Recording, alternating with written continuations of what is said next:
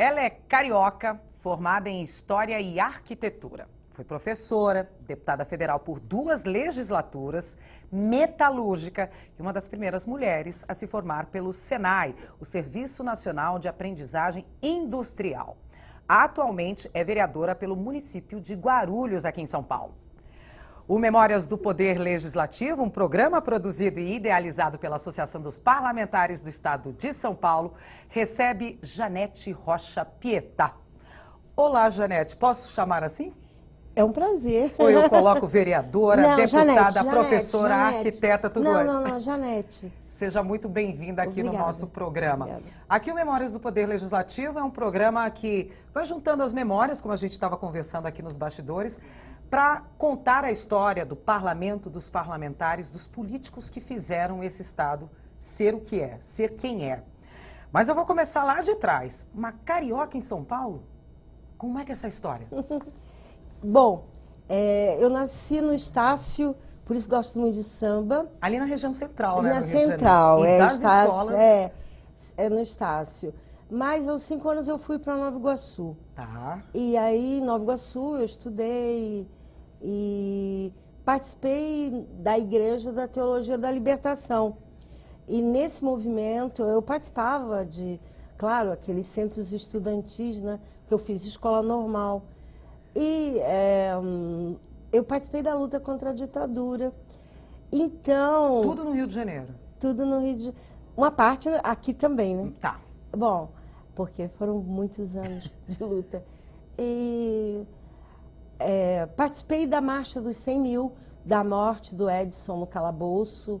E quando fazia história, exatamente nos anos 68, eu fui escolhida para participar do Congresso de Ibiúna. Mas como eu trabalhava e estudava, os meus patrões não aceitaram que eu fosse para Ibiúna. O que é esse congresso? O Congresso de Ibiúna, que ocorreu em 68, foi o 30º Congresso Estudantil da UNE, onde estava Zé Dirceu, Travassos, estava também vários outros líderes estudantis, e o Eloy estava lá. Bom, eu não fui. E Não foi? Eu não fui. Os patrões não deixaram. Onde você trabalhava? Eu trabalhava num centro diocesano e eles falaram, você não vai, porque eles temiam pela minha segurança. Tá. E, na verdade, deu certo, eles temiam certo. E então não fui, e em 71, no 1º de maio clandestino, o Eloy Pietá ficou sabendo de mim, e eu também dele. E meses depois nos conhecemos, 19 de junho, e desde então estamos juntos. Só para quem está em casa, como aqui a deputada vereadora fala sempre o Eloy. Ou bem, né? O Eloy, de que a gente está falando, Eloy Pietá. Foi deputado aqui com a gente na casa, prefeito, enfim. E já veio aqui no programa também Memórias do Poder Legislativo contar um pedaço dessa história aí. Eloy Pietá, então, aparece na sua vida nos idos dos anos... 71. 71. E onde foi o encontro? Não foi em Ibiúna? Não, foi em Nova Iguaçu, lá no Rio de Janeiro. E eu vim para São Paulo por causa dele, claro, né? Foi amor à primeira vista? Foi amor construído à primeira vista. Quer dizer, no primeiro momento, nós vimos que tínhamos uma afinidade sob o ponto de vista de uma concepção de mundo, né? Isso é muito importante para ter um lastro tão grande de casamento, né? E a partir daí fomos nos aproximando mas é bom ressaltar que eu sempre tive uma vida muito atuante e naquele momento eu participava de teatro jovem e palestra, debates e tal. E foi assim que nos conhecemos e um ano depois nos casávamos e eu, como professora, terminei o curso de História, moramos 2 anos em BH, em Contagem, e depois ele recebeu um convite para dar aula de português aqui. E ele veio e eu vim. Né? Eloy, que é gaúcho. Exatamente, conhecemos no Rio. O Eloy, que é gaúcho, eu que sou carioca, e agora os dois há muitos anos em São Paulo. Mas com coração paulistano. Eu acho que somos muito mais paulistanos ou paulistas do que... Bom, carioca eu não posso mentir que eu sou apaixonada pelo mar, né? Não adianta. O que eu senti muito falta aqui em São Paulo é o mar. Tanto que eu sou apaixonada por Bertioga, a minha praia predileta. A praia de Paulista, né? Que a gente fala, a praia mais próxima. Mais aqui, próxima, eu gosto muito de Bertioga. E aí, como é que foi essa vinda aqui para São Paulo, conhecer Eloy? Nós já nos conhecíamos, casamos e viemos para São Paulo. Passaram por Contagem, de Contagem aqui para São Paulo. São Paulo capital ou Guarulhos? Não, nós moramos um período em São Paulo. Aqui. Mas eu consegui emprego em Guarulhos, desde 74. E aí, por isso é que eu fiz Senai, né? Porque eu entrei numa empresa que era muito boa, SKF, mas em 74, com a crise do petróleo, eu saí. E então, eu trabalhava no controle de qualidade e fui para uma outra empresa que já faliu, a Hatsuta, e lá eu resolvi que eu queria participar do controle de qualidade. Nossa. Meu pai, é bom falar comum? que... Era comum mulher participando do controle de qualidade, trabalhando nessas áreas de empresa? Sim, no controle da SKF nós controlávamos os rolamentos e tal. E na Hatsuta eu não consegui, porque era uma firma japonesa, mas eu entrei no Senai para conseguir o diploma, fiz controle, depois desenho mecânico, porque eu resolvi sair da área de professora. Porque aqui, São Paulo era o campo da tecnologia naquele momento, né? Era a área técnica. E como meu pai é metalúrgico, e eu sempre gostei de desenho e tal, então eu entrei nesse ramo de metalúrgica. E, aliás, foi aí que nos anos 75 eu conheci várias pessoas que hoje atuam na política, como Lula, como o Suplicy, Djalma Bom, que também foi deputado, entre outros, né? Então, o que a gente consegue perceber aí nessa entoada, nesses caminhos, é que a política está sempre entrando, saindo, mesmo você na sua profissão, no seu relacionamento, ela nunca sai de cena. Não, porque na verdade eu sou uma mulher contestadora. E a primeira greve que eu fiz foi uma greve muito estranha. Foi por causa de almoço, porque nós... imagina. Foi... Que bom, que coisa boa. Foi muito interessante, porque nós tínhamos o ônibus da empresa, eu sempre levava algum dinheiro, mas naquele dia eu não estava com dinheiro. E a Hatsuta tinha um almoço muito gostoso, e naquele dia eu nunca me esqueço, porque quando tinha melancia, eu dava para outra quem gostava de melancia. Quando tinha banana frita, me davam, porque eu adoro banana frita. Pronto. Mas agora eu sou mais moderada no banana frita. E aquele dia estava um almoço especial. Bom, aconteceu de pegar fogo a cozinha. E nós ficamos sem almoço.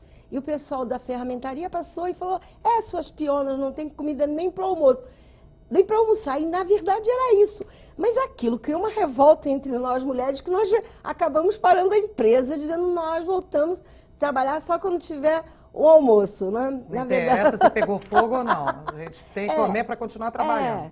E com isso, mas também eu comecei a atuar na questão sindical, porque era muito absurdo a forma como nós trabalhávamos com furadeiras que eram agulhas, fazendo chuveiros, irrigadores, né, de agricultura. Ganhávamos, ajudávamos a ver a questão do verabrequim. Uma peça daquela valia quase pelo salário de todo o setor. Então, nós começamos a entender o que significava o nosso salário frente ao que fazíamos. E a partir daí começamos a reivindicar. Meu estilo carioca, brincalhão, eu participei da CIPA, que naquela época ainda não estava muito... Né? Ninguém sabia direito o que era, né? Então, é uma carioca conversadeira e tal, né? E assim, nós começamos a reivindicar algumas questões no sindicato. E aí, eu logo me entrosei na questão sindical e nesse sentido, eu me tornei uma das líderes da oposição sindical de Guarulhos. Participei no congresso que criou a CUT, Enos, Entóis, várias organizações que... Contestadoras, né? Que não organizadoras, que trabalhavam a questão da organização dos trabalhadores. Que ano que era isso? Nos anos 75, 6, 77, por aí, né? Estou vendo aqui que em 77, onde foi a primeira mulher a se formar aqui no Senai, e logo depois não, já um bom tempo depois na Universidade de Guarulhos, prumou para a área de arquitetura, urbanismo. Bom, eu fiz Senai, lógico, participando dos movimentos sindicais e da luta sindicais, difícil de conseguir emprego, né? Mas eu participava da organização partidária, eu fui presidente do PT de Guarulhos, secretária. Aqui em São Paulo eu fui da organização do primeiro diretório, quer dizer, da organização partidária. Inclusive, estive na organização da campanha das diretas, né? Você foi uma das fundadoras também do Partido dos Trabalhadores. Eu e o Eloy, né? Somos fundadores. Fundadores ali. Bom, e Guarulhos, tendo muitas favelas, nós começamos a ser procurados pelas pessoas moradoras das favelas na luta por organização do seu espaço, da sua vida. Uma vida muito sofrida, muito... Então, o Eloy e eu participamos da fundação do Centro Paulo Canarim e nós começamos a organizar o pessoal que participava de movimento que morava de aluguel e já não aguentava mais, né? Então, na verdade, houve uma ocupação em um bairro que eu participei, foi numa sexta-feira de carnaval, de 12 de fevereiro, e aí nós tínhamos muita dificuldade para a organização da moradia, né? Então, foi uma ocupação onde foi feitos terrenos segundo os padrões da prefeitura e todos que precisavam mesmo, eu participava. E com isso nós tínhamos muita dificuldade de conseguirmos quem organizasse a parte urbanística, né? Construímos ruas, ajudamos a construir casa. Tinha que ter alguém para coordenar Na verdade, eu fui fazer arquitetura para ajudar, principalmente sob o ponto de vista da questão de tratamento de esgoto, porque é muito complicado, né? A questão de um bairro. Nós não tínhamos, no momento, arquitetos que olhassem sobre o ponto de vista da moradia popular. Aí fiz arquitetura. E deu certo? Bom, a arquitetura abriu muito a minha cabeça, porque, na verdade, eu sou, desde criança, apaixonada por história da arte. E aí, já tinha feito história, para entender o meu passado. E, então, apaixonada sempre que fui pelos grandes, Alexandre o Grande, pela história do Egito. Eu sou meia, assim, totalmente aberta. E aí a arquitetura me abriu ainda mais essa concepção.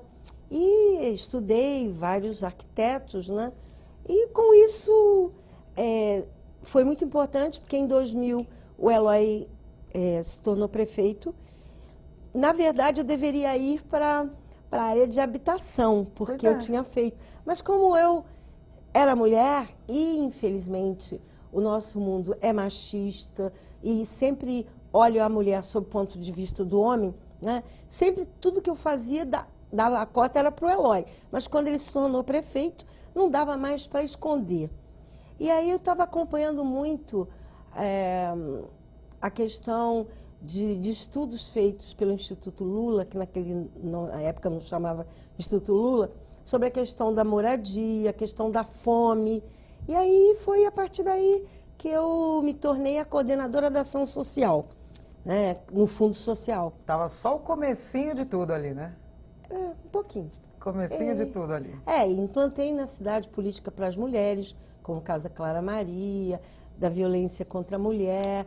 E eu sempre enfrentei o Eloy, eu sempre fui uma pessoa que estimulei muito o Eloy, nunca acovardei o Eloy. Tanto que a família dele falava, se seu marido morrer, porque o Eloy se metia também em CPIs altamente perigosas, né? E eu falava para o pessoal, a única forma dele se defender é atacando, né? Então, uma irmã dele falou, você vai ficar viúva, você é culpada. Falei, não, ele nunca terá da minha parte ou nenhuma palavra de que saia da luta. Ele terá alguém que está com ele. É claro que muitas vezes eu ficava acompanhando de uma forma, rezando, né? Claro. Mentalizando para que tudo desse certo. Porque tinha esse peso. Mas foi assim. E aí eu participei em 2001 eu fui para a África para a terceira conferência, porque eu implantei na cidade. Nos anos 70, além de entrar para a metalúrgica, eu encontrei outras mulheres, como a Tereza Laiolo, que foi vereadora, a Irede Cardoso, que também foi vereadora, a Beth Lobo, falecida, a Marta. E era um grupo de mulheres no PT que discutiam a questão do empoderamento da mulher. Não com essa palavra, mas eu sempre participei. Sim. E aí nós criamos não só a questão da mulher, como também a questão do negro. Eu estou na fundação do FMU, agora eu perdi a fala, a frente de movimentos de negros, né? Então, foi naquela época que eu usava meu cabelo com enê alisado, com enê maru, eu tiro e uso Black Power. Já usei Black Power. E na África, em 2001, eu sempre quis fazer trancinha. E a partir de 2001 que eu começo assumindo meu cabelo negro e assumindo a questão das minhas raízes, que quando criança eu usava trancinha. A partir dos anos 70, eu me torno uma negra assumida. E aqui em São Paulo eu senti perfeitamente o que é racismo. Aliás, primeira mulher afro-brasileira de São Paulo a ocupar um posto, uma cadeira no nosso Congresso Nacional. Isso, nos anos 2007. Nos anos de 2007. É. Vou falar disso daqui a pouquinho, vou falar disso daqui também, ó, deixa eu ver se eu consigo mostrar para quem tem em casa, para onde que eu coloco aqui, para a câmera do Diego mesmo, olha. Daqui a pouquinho a gente vai falar também de empoderamento da mulher, Lei Maria da Penha, 2 mandatos como deputada federal. E vamos falar desse passaporte diplomático aqui, que a nossa vereadora, deputada, enfim, guerreira, mulher, trouxe para a gente para ajudar a contar um pouquinho da sua história. Mas a gente vai para um rápido intervalo antes e daqui a pouquinho a gente volta. Não sai daí.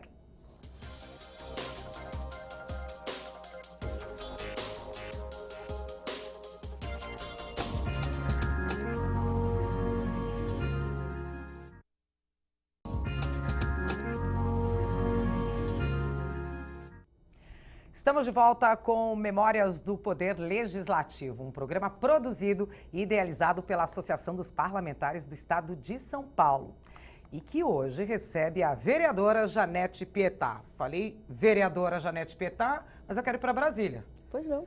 Vamos dar uma viajada pegar seu passaporte aqui e vamos chegar até Brasília. 2 mandatos como deputada federal. Como é que foi a Janete chegar em Brasília? Como é que foi isso? Bom, em primeiro lugar, eu tenho uma experiência de gestão da questão do Bolsa Família, foi eu que implantei na cidade, a questão das mulheres, do negro, e eu sou naturalista, né? E aí eu implantei também na cidade um centro de musicoterapia dentro do hospital, a questão de remédio, de florais e tudo mais.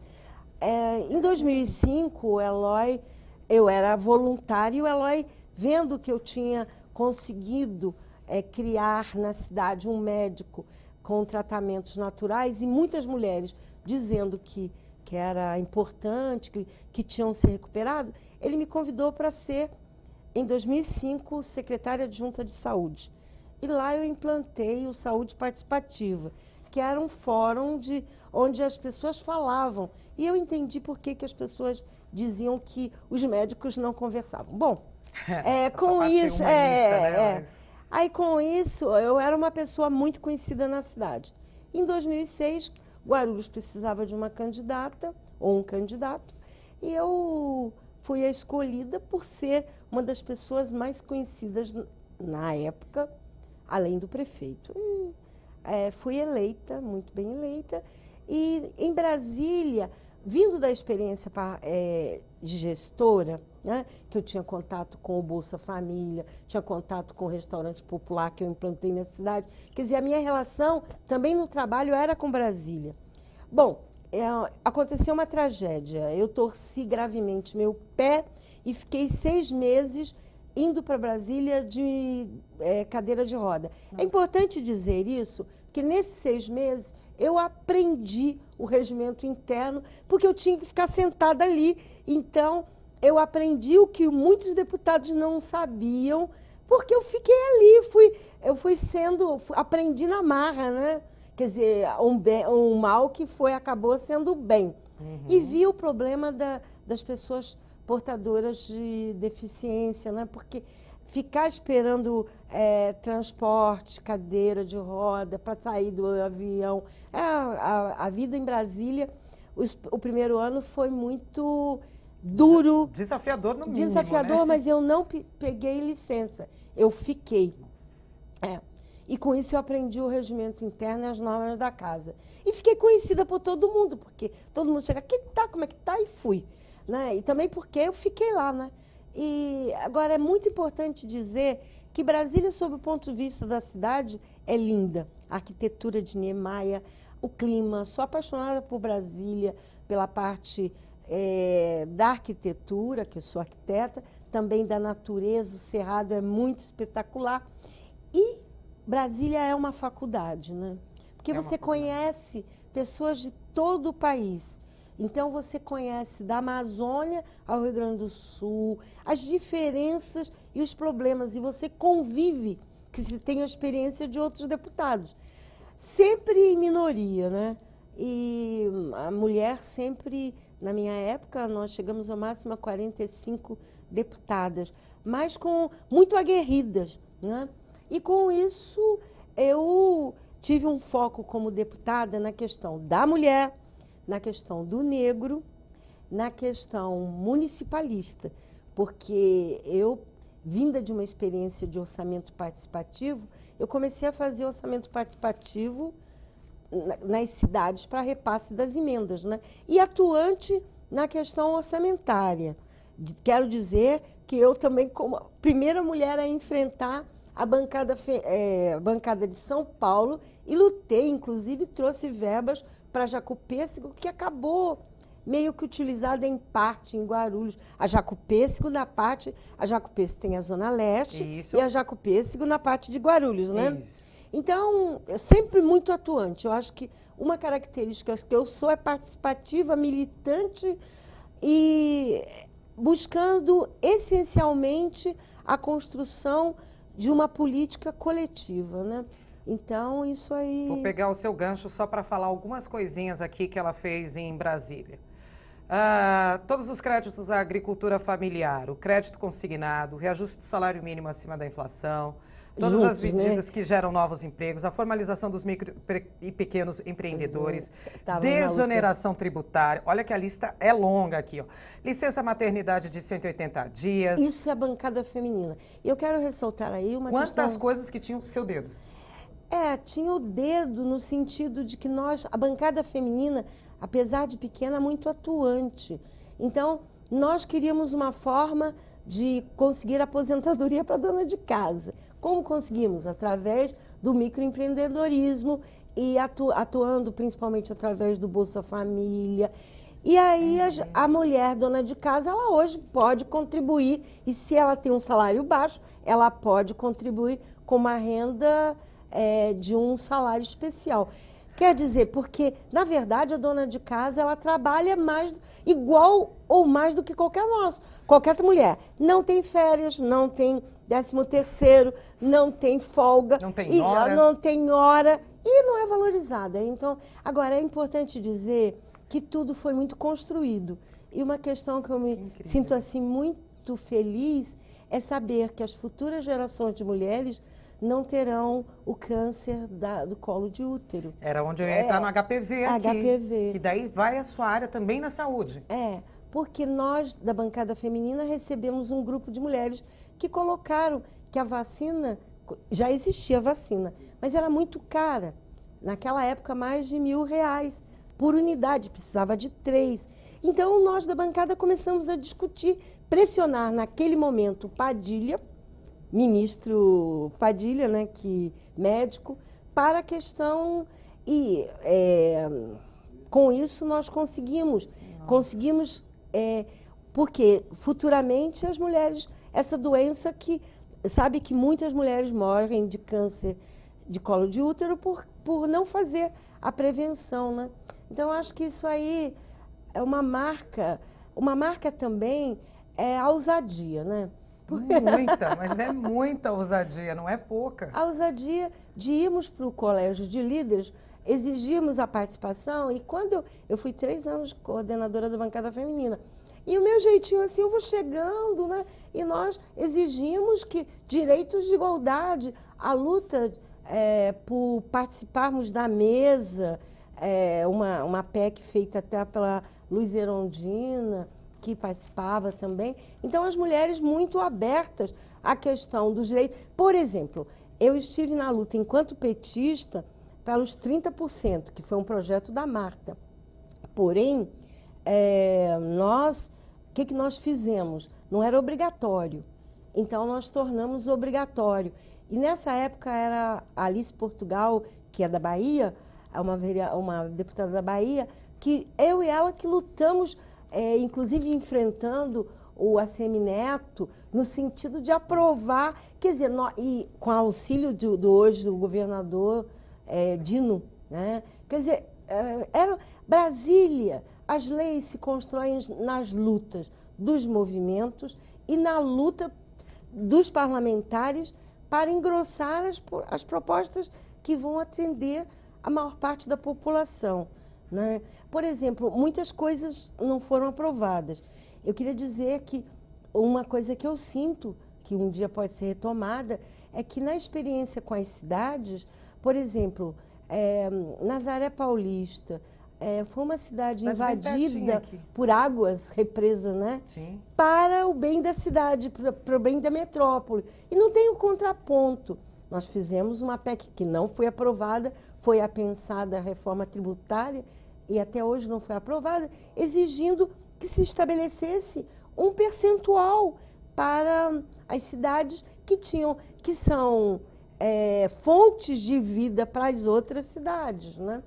E também eu fiz uma PEC que também não foi aprovada, mas pode um dia ser ainda, que é a exigência, a água e a luz como um direito, assim como a educação e tudo mais. Então, revolucionária essa. Algumas questões que nós colocamos cheirou a folclórica, mas na verdade eu acho que é ousadia e entendimento da grandeza e da complexidade que nós temos no nosso país, né? Por exemplo, por que não só a língua portuguesa para os povos indígenas? Por que não respeito às origens da língua mãe, né, que nasceu? Quer dizer, são temas polêmicos, como outros, como a questão do direito à maternidade para as uniões homoafetivas, tanto de homens com homem como mulher com mulher. Quer dizer, temas polêmicos, mas de relevância. Mas atuais, né? São temas de quem somos, da nossa sociedade de hoje, da né? nossa sociedade de hoje. Vocês não estavam inventando, né? Por exemplo, a luta por creche nos presídios femininos, e falar nisso, outra questão importante, a questão das creches. A Dilma foi muito influenciada por essas questões. A creche é importante e nós disputávamos a questão de ter creches, né? E aí a questão do Fundeb. Então são muitas lutas, mas sempre com o dedo e o olhar feminino, né? Naquilo que interessa a maioria da população.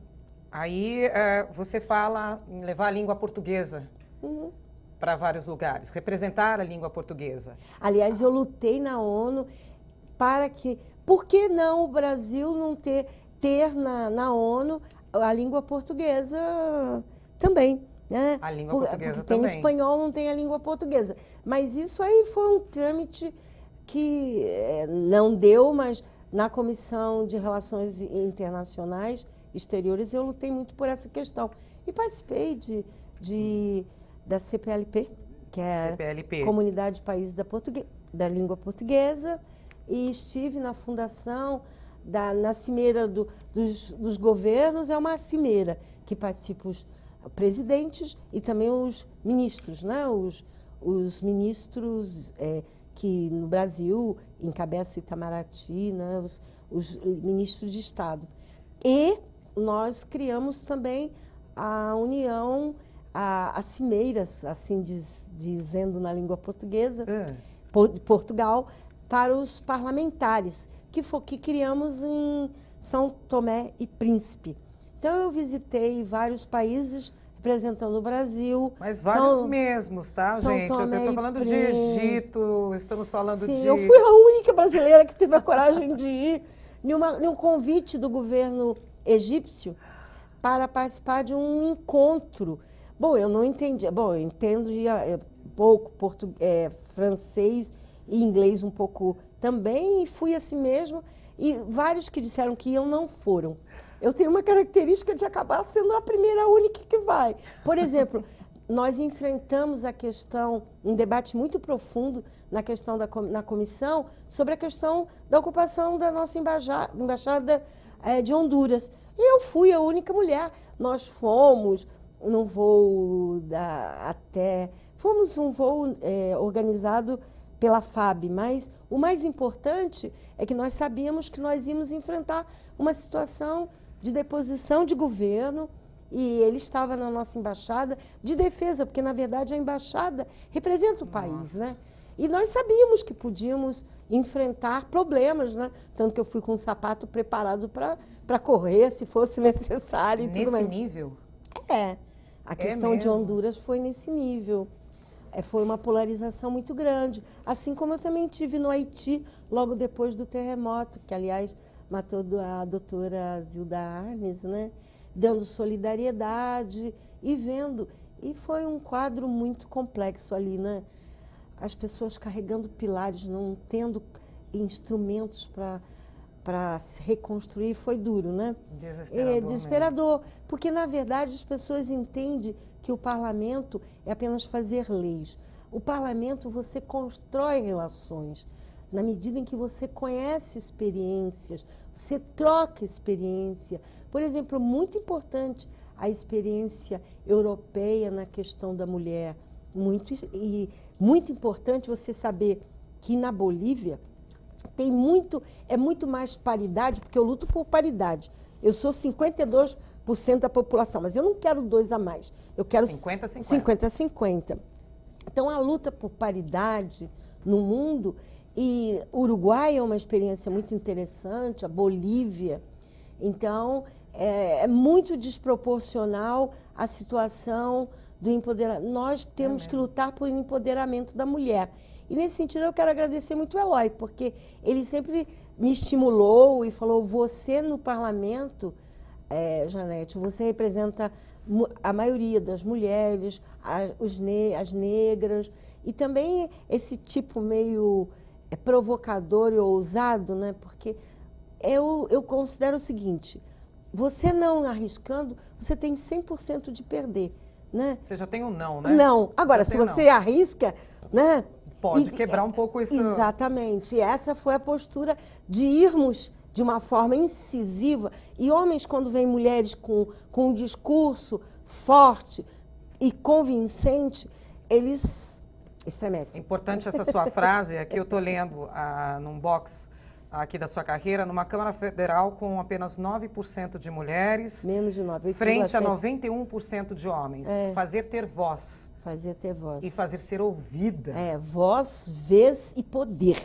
Porque, na verdade, nós temos que entender que a Câmara é um espaço de poder. Porque as leis é que regem tudo no país. As pessoas hoje descreem da política, mas é na política que se decide o preço, a luta pelas questões, a questão, por exemplo, a luta contra os agrotóxicos, que é muito grande, a questão da terra, que é a questão dos indígenas, da divisão. Então, é tudo na política que é feito isso. É tudo na política, porque as leis acabam privilegiando um ou outro, né? Bom, vamos para mais um intervalo e daqui a pouquinho a gente volta com mais programa Memórias do Poder Legislativo. Vamos falar um pouquinho também da sua atuação como vereadora, recém-chegada aí na Câmara dos Vereadores em Guarulhos. Mas é daqui a pouquinho, depois do intervalo.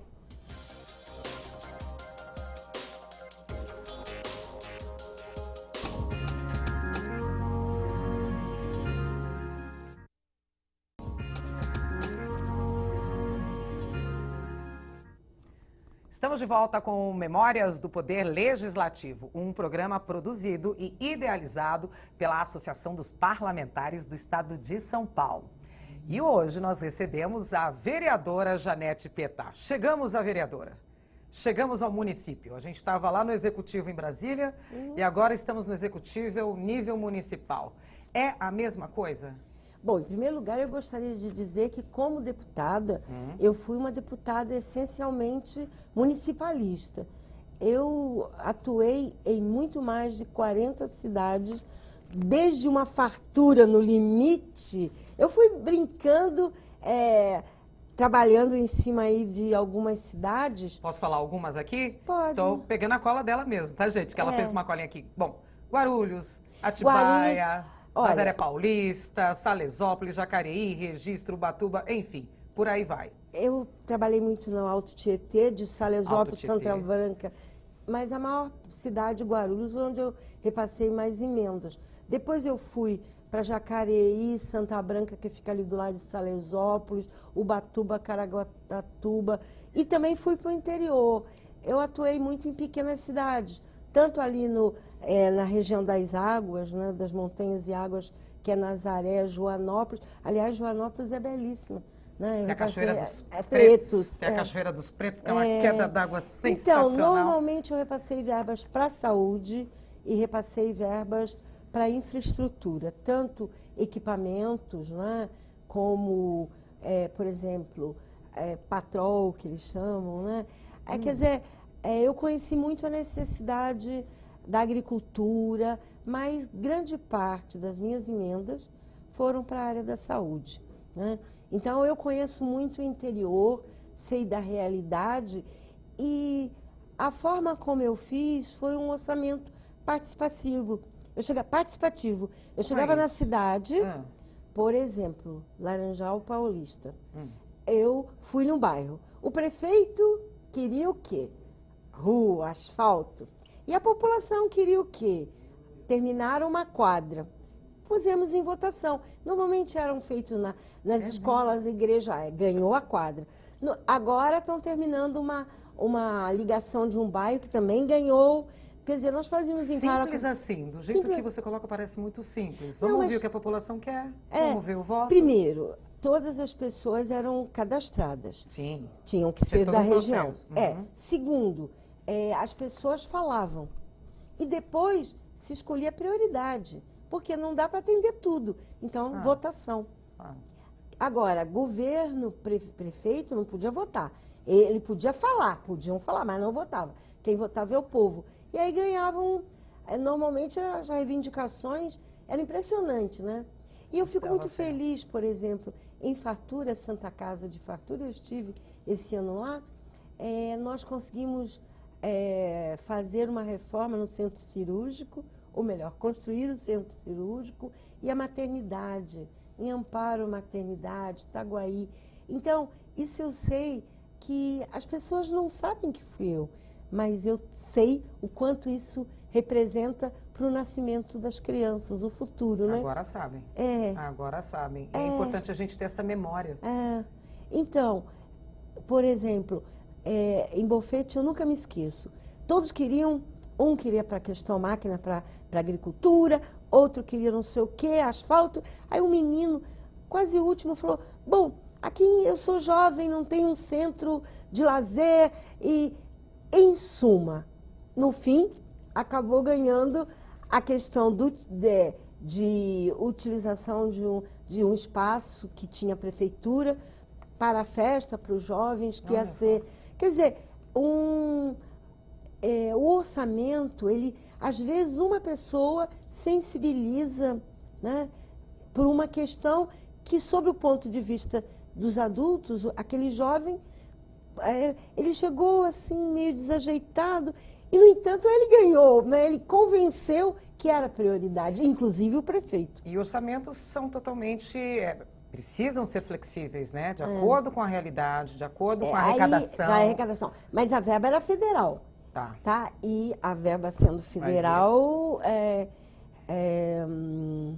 eu repassava o valor, e para esse equipamento eu tive que doar mais de uma emenda em 2, 3 anos, porque o valor para fazer um centro, um teatro, uma roda, um espaço de festas, etc., levou muito. Então, o que eu vejo? Eu acho que as leis precisam mudar no Brasil. Primeiro, as leis têm que ser cumpridas, porque essa é a primeira coisa. Nós temos muitas leis excelentes, como a Lei Maria da Penha, mas não conhecidas. Então, o nosso papel de parlamentar é não só fazer, como divulgar e fazer cumprir. E aí eu quero dizer que eu estive no julgamento do Bruno, lá em Minas Gerais, na questão da morte... Do goleiro Bruno. Do goleiro Bruno. Toda a bancada, eu como a representante da bancada, mais uma deputada. Em Guarulhos também teve, infelizmente, muitas mulheres de classe média foram assassinadas. A questão da violência contra a mulher é uma coisa muito forte no Brasil. Ainda velada, né? Uma coisa ainda muito silenciada ainda, né? Silenciada, mas muito presente, né? Não, presente, mas muito ainda nos bastidores. Nos bastidores. A gente não dá nomes aos bois, né? Nem às mulheres, nem aos homens, né? Eu acho que essa é uma cultura vinda do período colonial, arcaica, né? De que lugar de mulher era na cozinha, eu acho que lugar de mulher é em todo lugar. Onde ela quiser. É onde ela quiser. A mulher não podia estudar, a mulher não votar. Só em 32, né? 85 anos do voto feminino, quer dizer, e só em 46 que ampliou o voto, né? Que antes era só para quem era bem casada, tinha dinheiro. Então, essas lutas, né? Como vereadora, nós comemoramos 85 anos. Eu hoje presido o que eu trouxe para Guarulhos, que é a questão da Procuradoria Especial da Mulher, que também veio para cá a partir de nós em Brasília, que a Thelma Santos, ela foi a primeira procuradora, né? E é muito forte a questão de a gente ver que, por exemplo, a TV Câmara, que agora eu falo, na verdade ela veio de Brasília, e nós lutamos naquela época com o Marco Maia para trazer para os municípios. Para o Estado. Para o Estado. Do Estado é que foi para os municípios. Então, a TV Câmara aqui tem um dedinho nosso, como também um dedinho em Guarulhos, que também tem uma sucursal. Quer dizer, são coisas que a história tem que recuperar, né? E por isso eu agradeço muito por estar aqui e por entender. Foi para mim uma revisão. E o que caracteriza a minha vida é o que meu pai sempre dizia: seja rocha, tenha coragem, enfrente a vida, né? Aliás, seja ousada. Sobrenome do meio, Janete Rocha. Que é da família. Pietá. O Pietá é seja o do marido. rocha. Seja rocha, né? Que ele dizia para mim desde pequena: seja homem, minha filha. Eu falava: não, eu sou menina. Aí ele falou: então seja rocha. Eu falei: rocha ou você. Rocha ou você. E ter coragem, ousadia. Por que não? Né? A minha pergunta sempre é: por que não? Por que não pode ousar? Por que não pode? E como vereadora eu estou, agora em fevereiro nós fizemos 85 anos do voto feminino, que é um trabalho de conscientização. Depois, em março, eu uso o mês de março todo para a discussão do mês da mulher, da falta do empoderamento, dos problemas concretos. Em março, nós tivemos problemas muito concretos, como a questão de mulheres grávidas demitidas, que por ser comissionadas, que nós estamos nessa luta. Mulheres grávidas demitidas? Elas comissionadas na cidade de Guarulhos, 12. Nossa. Estamos nessa luta para que elas recebam. Algumas o neném já nasceu, mas é uma luta pelo direito. E nesse 1º de maio, eu queria dizer que uma da característica do desemprego é ser predominantemente feminino, né? Então, estamos nessa luta, e nesse mês de maio nós vamos fazer um trabalho sobre a questão sob o ponto de vista do emprego e o desemprego da mulher. No dia 18 de maio, a campanha pelo fim do abuso sexual da criança e do adolescente. E no dia 27 de maio, ou 28, estou em dúvida agora, nós vamos discutir a saúde da mulher e a questão da morte materna. A Procuradoria tem um viés da questão da mulher.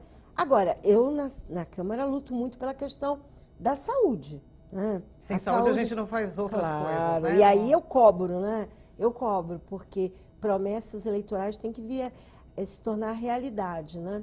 E um dos sonhos que eu tenho é a implantação da Faculdade de Medicina em Guarulhos, que durante o período Lula foi a Unifesp para a cidade, mas com filosofia. O que nós queremos é que seja medicina, porque nós estamos com falta de pediatra, ginecologista, psicanalistas, né, médicos. Então, a saúde tem sido uma prioridade. Bato muito, apanho muito em cima de questões concretas, né?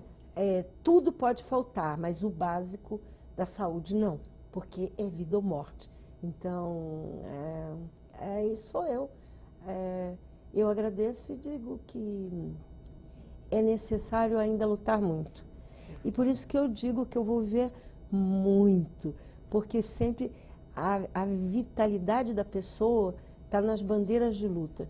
Acho que nós temos que muitas leis que fizemos, que ainda temos que fazer, colocar em prática. E por isso é muito importante o papel de um parlamento ativo, que realmente faça leis de interesse da população. E essa é a nossa função de parlamentar. Eu não esperava ser vereadora, eu não estava pensando, mas o pessoal falou, você é conhecida, não sei o quê. E, na verdade, a minha vida sempre foi a política e vai continuar sendo. Né? Nós é que agradecemos, nós cidadãos, né? Que agradecemos ter uma representante assim. Mas eu considero que o cidadão não pode largar o parlamentar. Não pode ficar aqui sentado na cadeira assistindo. Esperando, né? Porque, na verdade, o parlamento é uma luta, é um confronto de interesses. E os grupos que estão mais organizados, certamente, são vencedores, né? Então, eu trouxe para vocês esse livro, Palavra Pegar de aqui, Mulher. não posso me esquecer, a gente está nos últimos minutinhos aqui do programa e falando aí sobre empoderamento. A primeira parlamentar que foi paulista, médica, né? Pesado esse livro. Porque na tem verdade história aqui dentro. Tem história da mulher. Talvez muitas pessoas não saibam que nós tivemos um partido republicano da mulher, muitas mulheres lutaram, foram sufragistas. A Berta Lutz é a mais conhecida, né? Mas dizer que nada ocorre apenas esperando. A né? Janete está aqui? Também está. A Janete está aqui. Tá. Deixa eu só tentar mostrar aí algumas. Deixa eu ver se aqui eu coloco. Inclusive na Câmara, eu recuperei a foto das mulheres parlamentares, trazendo para um lugar de evidência e atualizando, né? As primeiras mulheres, aí tem algumas delas. Aqui são só algumas, porque o livro está recheado de várias mulheres aqui. Tem a primeira, tem a Vargas, né? Que foi importante na questão das mulheres trabalhistas. Lutei também pelas questões sindicais, né? Porque eu fui. Também. Olha, agora, nos 2 minutos que me restam, eu quero dizer que, como negra, eu lutei e participei na aprovação do Estatuto da Igualdade, muito importante. E aí eu digo, eu sou negra. Aí todo mundo, você é negra? Olha, o que é negro? Negros são os pretos e os mestiços. Né? Eu sempre digo, não sou mulata porque não sou filha de mula, nem sou parda, porque está no meu registro, porque não sou filha de pardal. Então nós queríamos afro-brasileira, mas não passou. Né? O pessoal mais conservador não deixou. E ali nós fazemos uma história da luta dos negros. Participei da questão das cotas para os negros. E eu acho que a grande vitória final foi a questão das trabalhadoras domésticas, que 90% ou mais de 90% são mulheres, e mulheres negras. E ainda era um resquício da senzala. Isso aí, né, É um negócio muito importante. Agora, apanhamos muito, né? Porque nós criamos leis de proteção à mulher que sofre violência, como, por exemplo, a questão do estupro. E muitos deputados não consideravam que eram importantes. Mas isso aí fica para um outro momento. Mas a mulher, quando entra para valer na política, ela batalha pelo interesse da maioria da população, que somos nós, mulheres e negros. Janete, com todo respeito, chamando pelo primeiro nome, vereadora, deputada, professora, arquiteta, muitíssimo obrigada pela sua participação aqui, pelo engrandecimento aqui, pela riqueza de histórias e informações que nós tivemos aqui hoje, nesses minutos que passamos juntas aqui. É verdade. Eu que agradeço. Foi uma revisão e vendo que ainda temos muito por lutar pelo Brasil, pela cidade, porque o povo está na cidade. Seja bem-vinda sempre. Obrigada. Bom, o programa Memórias do Poder Legislativo fica por aqui. Obrigada pela sua audiência e até semana que vem. Tchau.